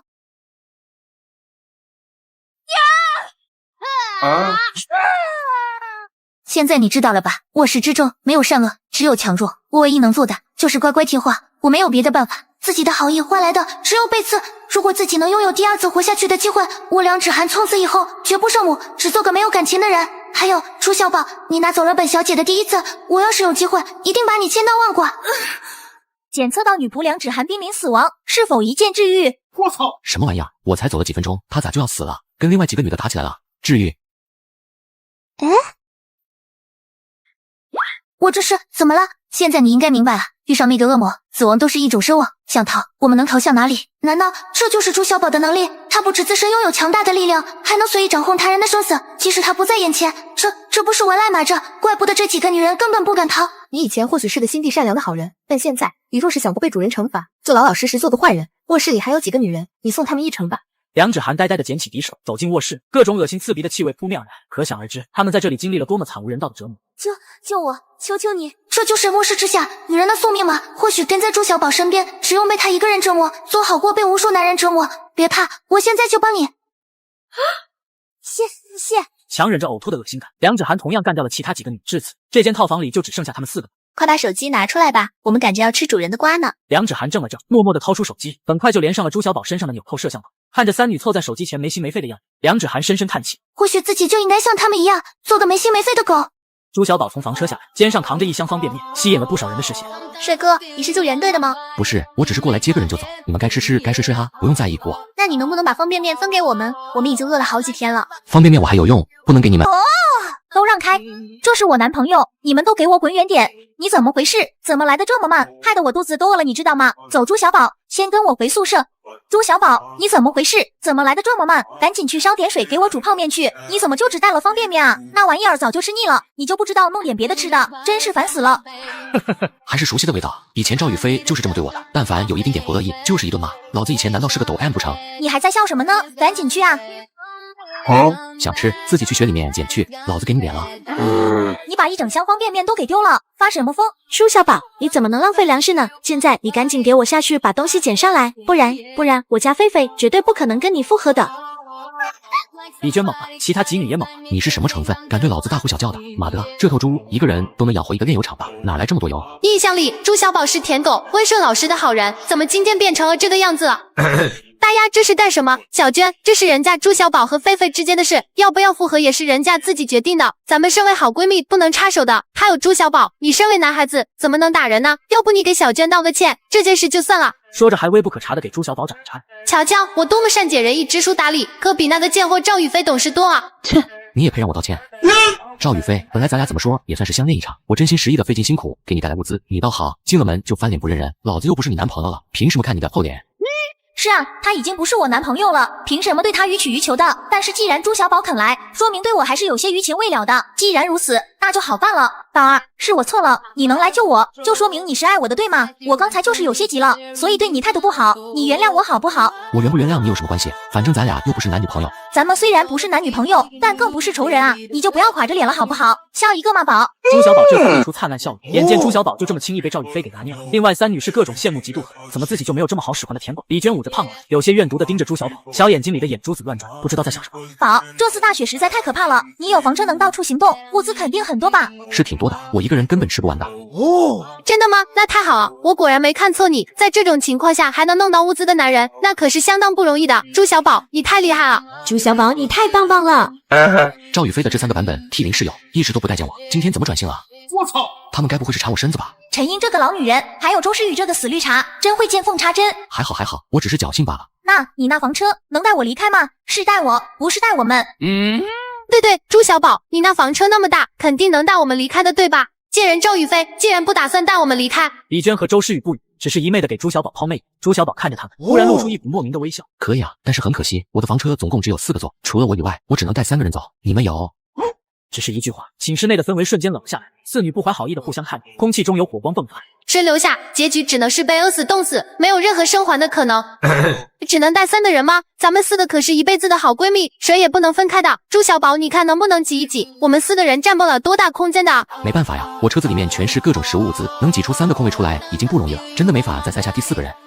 江城四美同事心中一凛，朱小宝笑呵呵看着沉默不语的4个女。你们不是好闺蜜吗？你们不是江城四美吗？来，上才艺。宝，只要你让我跟你上车，我愿意跟你复合。毕竟经过这些天，我也认真思考过，当时贸然跟你分手实在是太不理智了。等冷静下来，我就发现我深爱的一直都是你啊，你可不能抛弃我。好，我带着你。瞧瞧，老娘只需要略微出手，朱小宝就得乖乖的。你们几个丑逼贱货，别想抢得过老娘。接下来就看他们3个人怎么抢剩下的2个座位了。朱小宝，我可是菲菲最好的闺蜜，吃饭睡觉上厕所都不肯分开的那种，你可不能让我跟菲菲分开呀，不然我可不答应。咦他妈！哼，我跟菲菲睡觉都不分开，那晚上你跟菲菲那啥的时候，我也可以在的。诗雨，你这话说的，难道我跟菲菲就不是最好的闺蜜吗？而且朱小宝，我跟你说，诗雨她睡觉磨牙，吵的人根本睡不了。带上我吧，我从小家里穷，所有家务活我都能干。哼，英姐，你这话也太过分了吧！我什么时候睡觉磨牙了？你不要污蔑我！砰，我过分，像话！我手机里现在都还有你睡觉磨牙的录音呢，要不要拿出来放放？你个老女人，你怎么可以这么贱？我也就比你大2岁，你凭什么说我老？切，是哦，也就比我大2岁而已。按照我们老家算虚岁的话，就是3岁，45入就是5岁了，还不够老吗？死绿茶，我撕烂你的嘴！说着就推搡起来，周诗雨顺势被推倒的一屁股坐在地上，眼眶红润，楚楚可怜。痛！声音那叫一个销魂入骨。屏幕前的林雪当场捂脸，这是学某个棒子国综艺的片段啊！问题是，人家那是什么神仙颜值，你这是什么妖魔颜值？朱小宝哥哥，你看他还居然推我，可千万不能带他走！死绿茶，你给我起来！我根本没用力，再敢给我演！说着，2人开始胡扯头发、飙脏话，场面好不热闹。朱小宝看得正津津有味呢，意外发现此时的李娟不语，只是一味的凹造型。呵呵，男人都喜欢我这种微胖的极品。这不，朱小宝的视线就被吸引过来了。哎呀，都怪老天给我一副完美的皮囊。地板上，陈英和周诗雨已经打得头破血流了。不要再打了，你们不要再打了啦！英姐、诗雨，咱们都是一辈子的好闺蜜，不要因为还不确定的事情就坏了咱们的姐妹情谊啊！就不能好好商量一下吗？这时突然2女同醒过来，转头看向了坐在一边凹造型李娟，把这头肥猪丢下不就行了？小娟，你看你吃的挺多的，我担心朱小宝的物资不够，要不你就留下等待救援吧。对啊，小娟，你就相信英姐，在宿舍再坚持一下，肯定会等到救援的。2女一唱一和，根本没有刚才撕破脸的样子，让朱小宝大感惊奇。这就是女人的变脸速度。几个意思？嫌弃我吃的多，我不就每顿比你们多吃2个馒头、3碗干饭、4盘辣子鸡和5瓶可乐吗？然而李娟根本不想跟他们吵，她感觉自己已经给足了朱小宝暗示了，现在是该收网了。朱小宝，带我走吧。滚！啊！你为什么不带我走？你不是喜欢我吗？我喜欢你，你在跟我扯什么犊子？刚才你的手摸到我的脸了，难道不是喜欢我吗？还有刚才你对我笑，还笑了很多次，你还偷看我。对，你一定是喜欢我。首先，我那个叫善不叫魔。其次，我他妈笑是因为看他们俩打架，我对你个肥猪笑个屁啊笑！你肯定在骗我，你一定是骗我。以前你请菲菲吃饭的时候，就老是带上我，还总在饭桌上偷看我，我早就察觉到了。只不过因为你是菲菲的男朋友，所以我没搭理你。你不用再装了，你就是喜欢我。原来人在极度无语的时候真的会笑。哼！你得了吧，小娟！时至今日，我也不想再瞒你了。你是在哪个网站被人吹得昏了头，觉得自己漂亮的？不怕告诉你，不光我，还有小雨和菲菲都非常嫌弃你这头猪，吃的又多，睡觉跟打雷似的，就这还整天自吹微胖少女。我天天看着你那张脸就想吐。就是每天上个床都咯吱咯吱响，我真怕你哪天把床压塌了。人朱小宝是带我们全寝室一起吃饭，又不是只带你一个人。小娟啊，本来我们那天买的零食足够我们再吃好多天的，就是你太能吃了，你是该减肥了，要不你就留下，饿个几天也没什么问题的。你们太过分了，可亏我还把你们当好姐妹，原来你们都是这么看我的吗？我就是能吃一点吗？你们凭什么这么说我？眼见李娟破防，陈英和周诗雨内心同时松了口气。好，既然你们都嫌弃我，那我就把你们的破事都捅出去。你个老女人，别以为整天一副知心姐姐的样子，实际上你嫉妒我们所有人，你嫉妒我们比你年轻，比你家境好。有一回你说梦话咒我们，被我听见了，你就是个假惺惺的老太婆。死绿茶，见到帅哥都走不动道，看到屌丝就一脸嫌弃。我最见不得的就是你这种人，整天把自己打扮得像个乖乖女，实际上你有好几次偷偷去鸭子店消费，真当我们不知道，你就是个表面纯洁，背地里是个马叉虫货。贱货！我从小到大都没见过你这么贱的，吃着朱小宝送的饭，用着朱小宝买的衣服，花着朱小宝的钱，回宿舍了就跟我们抱怨朱小宝多小气，我就没见过你这样的人。朱小宝，我也不怕告诉你，你女朋友整天在我们面前骂你穷，说你不上进，她还打算骑驴找马呢。要不是别人没你好使唤，她早就打算把你给踢了。之前赵宇飞看上了一个学弟，他用你的亲密付给人送了一双球鞋，他拿你的钱去舔别人，你别被他给骗了。然而朱小宝却并不是很愤怒，反而有些想笑，笑以前那个傻逼的自己。你胡说八道什么？我撕了你的臭嘴，我枪！破防的赵宇飞三女情不自禁的要阻拦李娟的爆料，场面再度混乱成一团。赵宇飞趁机死死的掐着李娟的脖子，眼里满是狠辣。死肥猪，你给我去死！李娟被他们三人联合攻击，后脑勺不小心撞在了铁架上，两眼一白，就这么躺了下去。陈英和周诗雨也发现了，急忙惊恐的退开。不是我杀的，是狒狒，是你杀的。不是啊，我只是在掐，在抱住他的脖子，是诗雨杀的。不是我离他最远。对，是菲菲干的。就是你，我跟小雨亲眼看到的，就是你杀的。不是我，不是我。赵宇飞突然暴起，猛地用力把陈英推倒。好巧不巧的是，陈英的后脑勺撞在了桌角，两眼一白就晕了过去。菲菲，你杀人了，你又杀人了。你别哭了，你别哭了。可周诗雨根本听不进去，哭得更大声了。连杀两人的赵宇飞彻底失去理智，伸出血红的双手冲过来，死死地捂住周诗雨的嘴巴。我都叫你别哭了，别哭了，你给我安静一点啊！赵宇飞杀人。赵宇飞死死地掐着对方的脖子，终于周诗雨不动了，赵宇飞这才宛如失了神一样的松开手。我没杀人，我都说让你别叫了。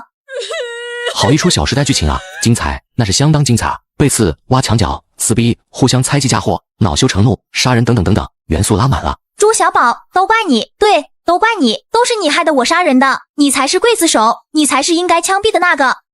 我干嘛了？我就丢了一箱泡面，抽了几根烟，其他的啥也没干，怎么就是我的错了？我不管，你必须得想办法帮我不能坐牢。怎么，堂堂的研究生，书都读到狗脑子里去了，敢做不敢当？你不是高高在上吗？你不是跟我不是一个世界的人了吗？你不是拥有美好的未来吗？你不是一个人扛下了所有吗？你继续扛呗，我相信你。好，就算我有错，但是抛开事实不谈，难道你就没有一点责任吗？我抛你妈的事实不谈。正准备继续恶心他的时候，突然这个声音，狗叫声，这年头居然还有狗活着，而且这不同于普通的宠物狗叫声，反而是有点类似于野兽的吼叫了。这是什么狗？朱小宝凑到窗户边，顺着声源方向看过去，刚好映入眼帘的是一道划破天际的红光，随后瞬间消失。这是什么？怎么有点像激光？那个方向好像是教师住宿区吧？过去看看。眼见朱小宝要走，赵宇飞害怕自己被抓，立马跟上。朱小宝，你不能丢下我！各位老师，救援队马上就到了，咱们站成一排，待会儿有序离开。哎，冯毅，你的眼睛怎么会发光？是不是？嘿嘿，省事儿又简单，免得还得一个个找上门去。美女老师秦书瑶躲在阴影处看着，见到冯毅无情地杀掉了所有老师，当场吓得急忙捂住嘴巴，眼眶红润，浑身颤抖不已。最受各个老师喜爱的学生会主席，简直就是个恶魔。冯毅不光一口气杀光了几十个，之前还把困在图书室也一口气全部杀光，只为获得所有资源和所有美女。待会儿只要冷却 CD 结束，第一时间干掉侯明，以后陈云熙和秦书瑶就都是我的。凭什么冯毅能玩校花，老子只能对着照片干我？等找机会把他干掉。同样是变异人侯明，只因自己能力很弱，只会变金属，一直被冯毅压迫当工具使。冯毅，我们刚才说好了，你已经有陈云熙了，秦老师的归我。停！一想到秦书瑶那完美的脸蛋和身材，即使是他也同样火热的厉害，侯明开心无比，一马当先的往楼上冲。冯毅，你先跟我说清楚，待会儿万一见到秦书瑶了，你不会要他不要我了吧？